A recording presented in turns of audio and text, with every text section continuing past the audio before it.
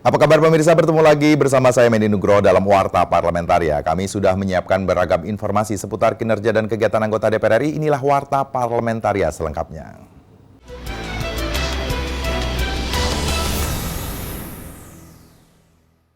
DPR RI akan segera menggelar rapat koordinasi lintas komisi, membahas tugas dan fungsi Badan Nasional Pengelola Perbatasan dalam menjaga dan mengawasi daerah perbatasan. Ditemui saat rapat dengar pendapat dengan Eselon 1, Kemendagri, BNPB, dan DKPP di Gedung Nusantara, Kompleks Parlemen Senayan, Jakarta. Anggota Komisi 2 DPR RI Muhammad Nasir Jamil menilai kinerja BNPB belum maksimal. Nasir Jamil melihat badan yang dibentuk melalui Undang-Undang Nomor 43 Tahun 2008 tentang wilayah negara belum mampu bersinergi dalam menjaga dan mengawasi wilayah perbatasan. Pertanyaannya adalah bagaimana kemudian kementerian dan lembaga serta gubernur provinsi terkait bisa menjaga ini semuanya gitu loh. Itu kan menunjukkan seolah-olah BNPB yang di dalamnya ada sejumlah kementerian dan lembaga tidak mengurus ya wilayah Indonesia yang ada di perbatasan. Nasir Jamil meminta seluruh stakeholder yang berada dalam BNPB harus menjalin kerjasama dengan pemerintah daerah terkait dalam upaya menjaga kedaulatan negara di wilayah perbatasan. Nasir Jamil menegaskan, DPR akan segera memanggil BNPB beserta seluruh stakeholder terkait untuk memetakan potensi wilayah perbatasan dan mekanisme pengawasannya. Agar ada satu rapat terpadu ya, yang melibatkan semua anggota yang ada dalam struktur BNPB itu. Ya. Sehingga kemudian kita jelas, ya selama ini kan kita hanya tahu dari Kementerian Dalam Negeri program itu. Kita nggak tahu bagaimana program di Kementerian Luar Negeri terkait dengan perbatasan. Amita dan Ade, TVR Parlemen melaporkan. Terkait tugas Badan Pengawasan Keuangan dan Pembangunan atau BPKP dalam mengawasi pembangunan anggaran yang nilainya mencapai 2.700 triliun pada tahun 2021, baik di daerah pusat dan lembaga negara, Komisi 11 DPR RI mendorong penambahan anggaran BPKP untuk memaksimalkan kinerja dan program prioritas. Ditemui usai rapat kerja Komisi 11 DPR RI dengan BPKP dan BPK, Wakil Ketua Komisi 11 DPR RI Amir Uskara menilai anggaran yang ada saat ini sangat tidak rasional untuk kebutuhan BPKP dalam rangka melakukan pengawasan seluruh proyek pembangunan dan keuangan. Untuk BPKP sendiri, itu harusnya pagu yang ada sekarang ini sekitar 1,2 triliun itu untuk bisa memaksimalkan kinerja dalam rangka pengawasan keuangan dan memaksimalkan seluruh anggaran yang ada, harusnya BPKP mendapatkan anggaran minimal 2 kali lipat dari yang ada sekarang. Itu baru dianggap rasional dalam rangka pengawasan anggaran yang nilainya sekitar 2.700 triliun untuk tahun depan. Wakil Ketua Komisi 11 DPR RI Fatan menilai tugas dan fungsi pengawasan BPKP sangat krusial dalam melakukan pengawasan. Fatan berpendapat sangat penting memperkuat BPKP terutama dari segi anggaran. Jadi secara umum Komisi 11 mendukung, mensupport dan mendorong Menteri Keuangan ikut memberikan tambahan dan atensi kepada BPK dan BPKP. Karena kita melihat bahwa anggaran APBN kan tiap tahun meningkat. Volumenya, besarannya, cakupannya. Nah, saya kira fungsi pengawasan juga harus diperkuat. Mario Hasiholan dan Teguh, TVR Parlemen melaporkan. Komisi 7 DPR RI mendesak Kementerian Riset Teknologi Badan Riset Inovasi Nasional tidak terlambat dalam upaya penemuan vaksin COVID-19. Ditemui usai rapat kerja dengan Kemenristek BRIN di Gedung Nusantara 1 Kompleks Parlemen Senayan, Jakarta, anggota Komisi 7 DPR RI Maman Abdurrahman mengatakan Komisi 7 mendukung upaya Kemenristek BRIN dalam menciptakan vaksin merah putih untuk COVID-19 agar tidak bergantung pada penemuan luar negeri. Kita harus punya timetable ataupun schedule yang benar, yang tepat dan cepat. Jadi perencanaan riset untuk menciptakan atau menghasilkan vaksin sendiri itu harus secepat mungkin. Karena jangan sampai menjadi seperti kayak film-film di India.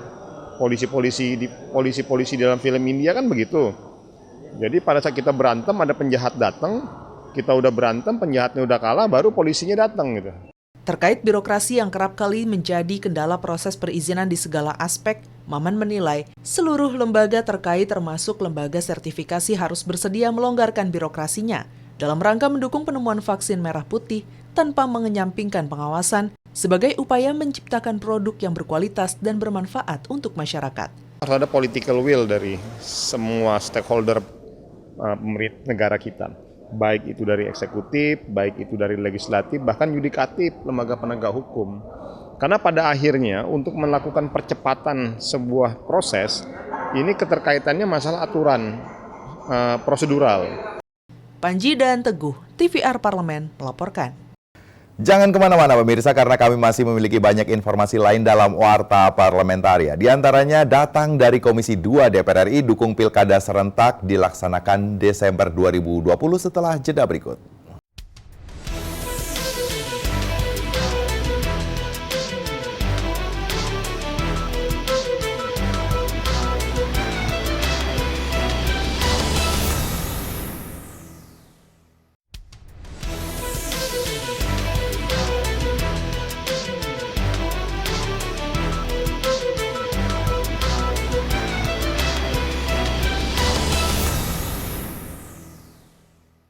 Komisi 2 DPR RI mendukung pelaksanaan pilkada serentak tetap diadakan pada 9 Desember 2020 sesuai dengan Perpu nomor 2 tahun 2020 sebagai penundaan pilkada akibat COVID-19.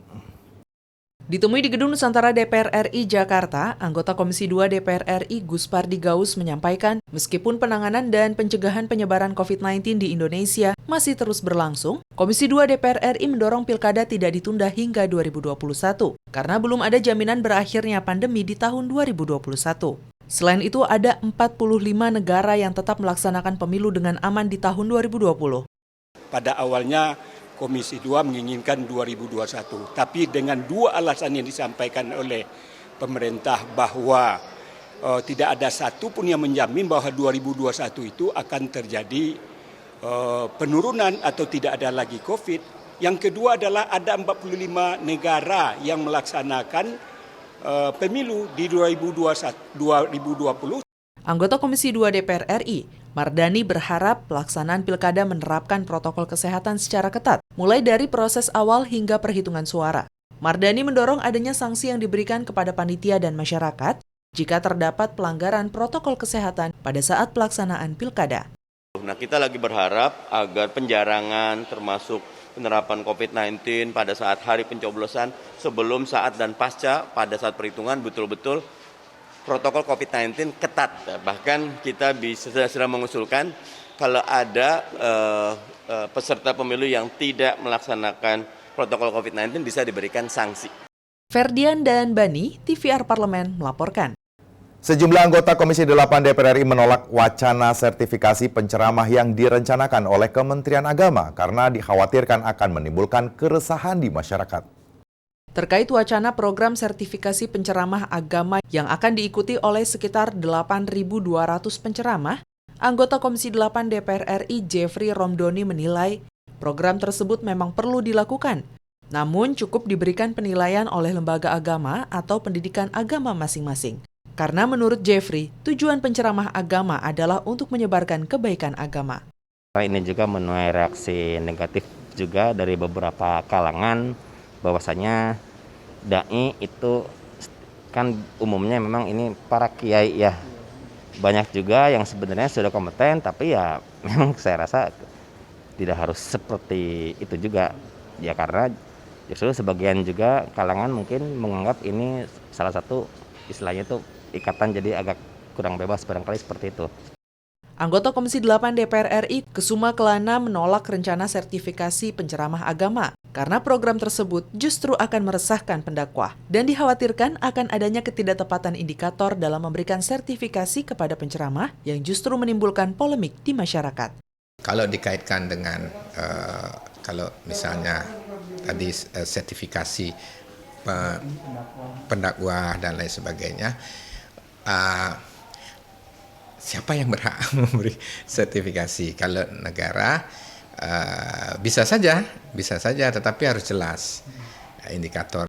Mustaqim, Arin, dan Dwi, TVR Parlemen melaporkan.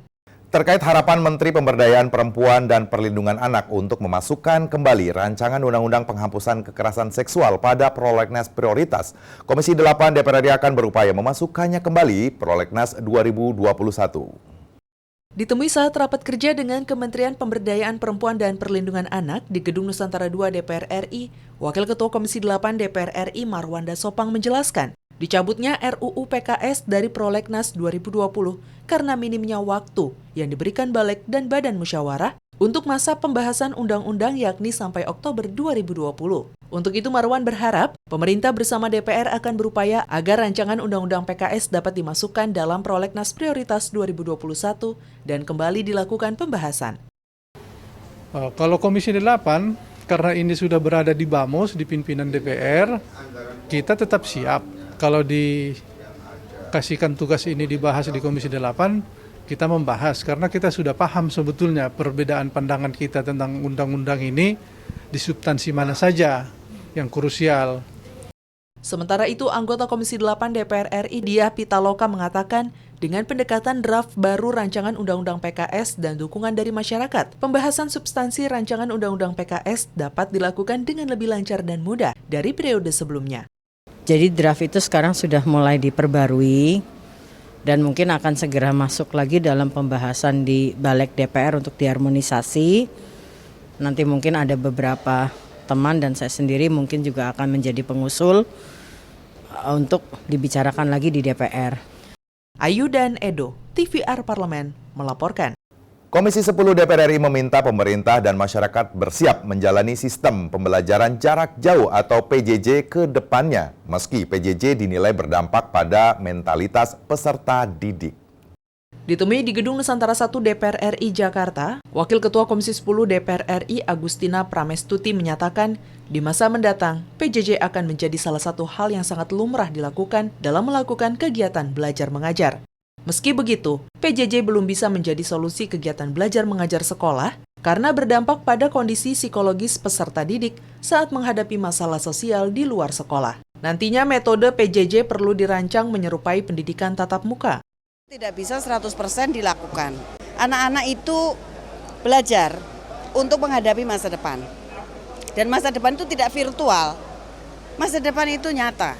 Kehidupan sosial satu sama lain mengenal mengenai toleransi, tenggang rasa, bisnis, itu tidak virtual. Wakil Ketua Komisi 10 DPR RI Agustina Pramestuti menyatakan untuk tetap mewujudkan SDM unggul dengan penerapan PJJ memerlukan dukungan dalam bentuk regulasi, kurikulum, peralatan, serta SDM pendidikan yang memadai dengan memanfaatkan anggaran pendidikan yang disiapkan negara. Lebih difokuskan untuk pendidikan yang skala itu, ya, pendidikan reguler dan pendidikan vokasi serta pendidikan keterampilan. Bagi anak-anak kita yang memang belum mampu sekolah reguler, saya yakinnya SDM unggul dan berkualitas akan tercapai. Alda dan Bani, TVR Parlemen melaporkan.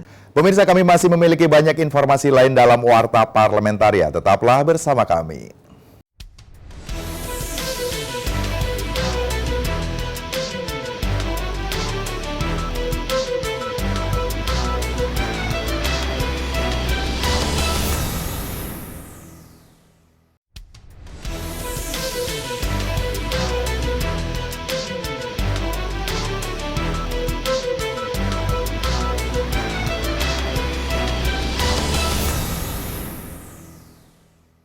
Dalam pembahasan klaster kelistrikan rancangan Undang-Undang Omnibus Law Cipta Kerja, Badan Legislasi atau Balik DPR RI bersama pemerintah membuat konsep perizinan berusaha dengan pendekatan rights-based approach.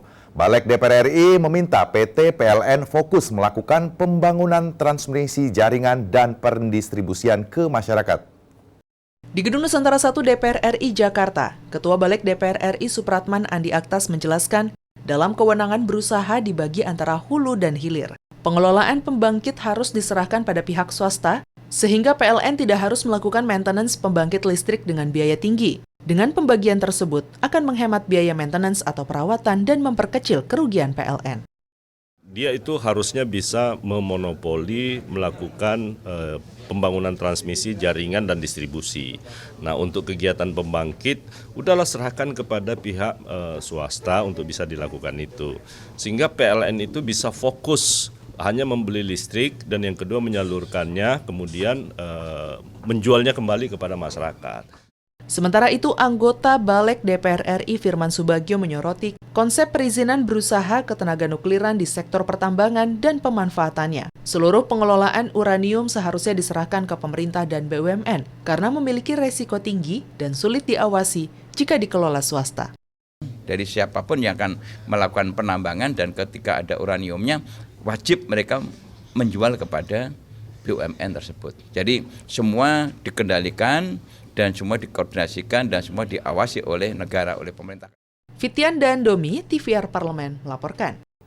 Belum merampungnya sejumlah rancangan undang-undang yang diajukan alat kelengkapan Dewan dan fraksi mendorong Badan Legislasi atau Balik DPR RI mengevaluasi seluruh rancangan undang-undang yang masuk dalam prolegnas. Ditemui beberapa waktu lalu di Gedung Nusantara 1 DPR RI Senayan, Jakarta, Ketua Balik DPR RI Supratman Andi Aktas mengungkapkan fraksi maupun AKD yang belum menyelesaikan rancangan undang-undang yang diajukan akan dikenakan pengurangan kuota pada prolegnas tahun 2021 agar DPR RI bisa membuat undang-undang yang lebih mengedepankan kualitas daripada kuantitas. Balik DPR RI akan terus mengevaluasi rancangan undang-undang yang masuk prolegnas agar target prolegnas dapat tercapai. Bahwa setiap AKD itu punya satu hak dalam 1 tahun. Tapi kalau mereka bisa menyelesaikan dalam waktu kurang dari 1 tahun, maka mereka berhak untuk mengajukan kembali. Nah, ini yang kita harapkan jangan sampai nanti RU itu numpuk di satu AKD dan itu tidak dikerjakan. Ketua Balik DPR RI Supratman Andi Aktas memprediksi jumlah prolegnas tahun 2021 tidak banyak berubah dari prolegnas tahun 2020. Pasalnya masih banyak undang-undang yang carry over dari prolegnas 2020. Meski begitu, rancangan undang-undang yang akan di-carry over atau ditunda pembahasannya hingga tahun 2021 tergantung kesepakatan Balik DPR RI bersama pemerintah. Kalau di komisi sudah selesai, tapi ada beberapa usulan anggota yang memang kita anggap mungkin tidak relevan ataupun tidak akan mungkin tercapai penyelesaiannya, mungkin akan kita drop dulu. Alda dan Kristio, TVR Parlemen melaporkan. Komisi 7 DPR RI menyetujui besaran anggaran subsidi listrik dalam RAPBN tahun 2021 sebesar 50,47 sampai 54,55 triliun rupiah, meskipun anggaran ini turun dari tahun lalu sebesar 54,79 triliun rupiah. Wakil Ketua Komisi 7 DPR RI Ramson Siagian mengharapkan listrik 900 volt ampere memperoleh subsidi secara menyeluruh dan 450 volt ampere diperpanjang untuk digratiskan, walaupun saat ini program tersebut baru sampai 6 bulan ke depan. Subsidi aja 900 VA, 450 VA, sekarang memang ada program 6 bulan, tapi ini sedang kita bahas sekarang ini. Yang penting 450 VA disubsidi, 900 VA juga disubsidi. Itu dalam proses pembahasan sekarang ini, nanti hasilnya diputuskan. Terkait subsidi LPG 3 kg, anggota Komisi 7 DPR RI Rudi Masud mengatakan peningkatan volume subsidi LPG 3 kg sangat penting dibandingkan subsidi Pertalite. Mengingat Pertalite lebih bernilai ekonomis sehingga tidak boleh menggunakan APBN. Untuk itu Rudi berharap agar subsidi Pertalite dialihkan untuk subsidi LPG 3 kg. Pertalite itu kan juga adalah barang semestinya tidak perlu disubsidi. Itu adalah nilai keekonomisan. Tetapi kenyataannya bahwa di situ setiap akan dinaikkan di situ itu menjadi polemik. Baik secara politis, penuh dengan keraguan baik direksi maupun dengan Menteri SDM. Itu tadi saya menyampaikan. Itu yang jangan disubsidi. Yang perlu disubsidi itu adalah LPG 3 kilo untuk masyarakat yang tidak mampu. Dari Senayan, Jakarta, Mahir dan Syamsul, TVR Parlemen melaporkan. Demikianlah beragam informasi seputar aktivitas DPR RI yang sudah kami susun dalam Warta Parlamentaria. Saya Mendy Nugroho beserta kerabat kerja yang bertugas undur diri. Terima kasih atas perhatian Anda. Sampai jumpa.